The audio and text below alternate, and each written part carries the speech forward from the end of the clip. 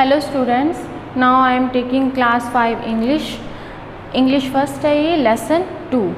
Let us learn प्राणायाम। आज प्राणायाम के बारे में स्टडी करेंगे, ये क्या होता है। ओके, नाउ इसमें आपको स्टोरी टाइप ही बता देती हूँ या थोड़ा सा प्राणायाम के बारे में बता देती हूँ, ठीक है। Shivam and Nitin were student of class 5। One day they got up early. It was pleasant morning. They went to park for a morning walk. दो बच्चे होते हैं, वो भी 5th क्लास में पढ़ते हैं, शिवम एंड नितिन। वो जल्दी उठ जाते हैं और मॉर्निंग वॉक के लिए चले जाते हैं और उसके बाद फिर वो पार्क में जाते हैं। वहाँ देखते हैं कि वो देखते हैं बहुत सारे बच्चे खेल रहे हैं, जो पीपल है वहाँ लोग हैं वो आ जा रहे हैं, घूम रहे हैं, खेल रहे हैं और ट्रैक पर मूव कर रहे हैं। Children were playing in the middle of the park. Some people were sitting and making different poses. कुछ लोग हैं वो डिफरेंट पोज बना रहे हैं। Shivam wonder what they were doing. Shivam को हैरानी होती है कि ये सब क्या कर रहे हैं। फिर वहाँ और उनको जानने की क्यूरियोसिटी होती है। क्यूरियोसिटी मीन्स होता है जानने की इच्छा। साथ में मैं आपको वर्ड मीनिंग भी लिखवा रही हूँ। वर्ड मीनिंग, क्यूरियोसिटी लिखो। क्यूरियोसिटी मीन्स जानने की इच्छा।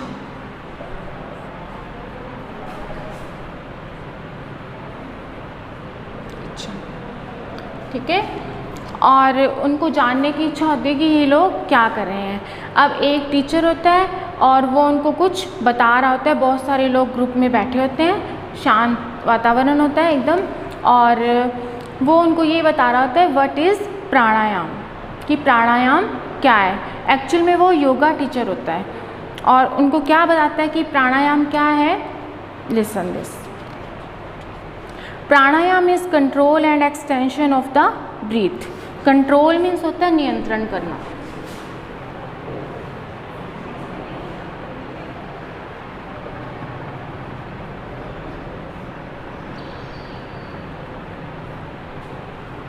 और एक्सटेंशन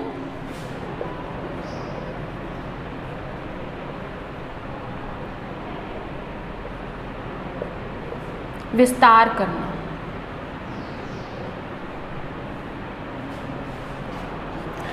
प्राणायाम ये एक योगा का ही टाइप है। Pranayama is control and extension of the breath. क्या करता है, सांस को एक तो नियंत्रण करता है, कंट्रोल में करता है, और उसको एक्सटेंड करता है, बढ़ाता है। By practising we can reduce our breathing rate. और अगर हम इसकी प्रैक्टिस करते हैं तो हम अपने जो ब्रीथिंग रेट है, सांस लेने की दर को रिड्यूस कर सकते हैं या कम कर सकते हैं।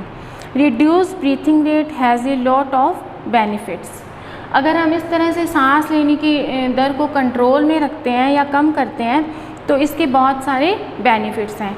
आपको इस बुक में पीछे भी एक क्वेश्चन है, what are the benefits of pranayama, कि प्राणायाम के क्या क्या बेनिफिट्स हैं। It slows down heart rate. एक ये हार्ट रेट है, दिल की धड़कन को स्लो करता है या धीमा करता है।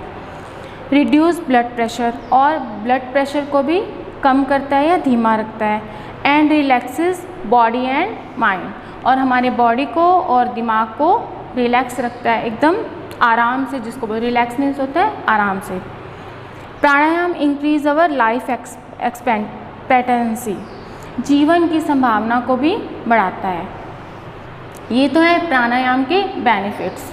और इसके बाद है pranayama should be done on an empty stomach. ये नहीं कि आप लंच कर लेते हो या डिनर, इससे पहले आपको जैसे मॉर्निंग में कर सकते हो प्राणायाम को, और इसमें खाने में और प्राणायाम में कम से कम 4 घंटे का आपको गैप रखना होता है, ठीक है।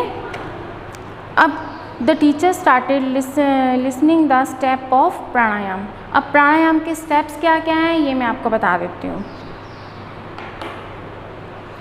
Yes, step 1, sit calmly on a mat, close your eyes। पहले आप एक मैट पे आराम से बैठ जाओ और फिर क्लोज योर आइज, अपनी आँखों को बंद कर लो। Left ankle on the right thigh, अब अपनी लेफ़्ट एंकल लो, एंकल मीन्स होता है एडी जिसको बोलते हैं, एंकल को राइट थाई पे रखो और राइट एंकल को लेफ़्ट थाई पे रखो। इस पोजीशन में अगर आप बैठ जाते हो एंड क्लोज योर आइज़, तो इस पोस्चर को बोलते हैं पद्मासन। ओके, अब एक बार आपको ये मुश्किल लगेगा करना। In the beginning you may find it slightly difficult to sit on this pose, एक बार मुश्किल होता है इसको करना, पर जब आपको इसकी हैबिट हो जाती है you can do easily. Now अब इसके स्टेप्स कैसे हैं, इस तरह इसकी पोज में बैठकर पद्मासन में, और आपको क्या करना है, अपने थंब को, राइट हैंड के थंब को अपने इस तरह से क्लोज करना है नोस्ट्रिल को, और इनहेल सांस को अंदर की तरफ खींचना है, आराम से खींचना है जैसे धीमी गति में। और उसके बाद आपको अपनी इस प्रोसेस को बोलते हैं द प्रोसेस ऑफ ब्रीथिंग इन, जब आप सांस को अंदर लेते हो तो इस प्रोसेस को बोलते हैं पूरक। और आप अगर आप में कैपेसिटी है तो आप 2 सेकंड 3 सेकंड तक सांस को अपने अंदर रोक सकते हो, इससे ज़्यादा भी रोक सकते हो जितनी आप में कैपेसिटी है।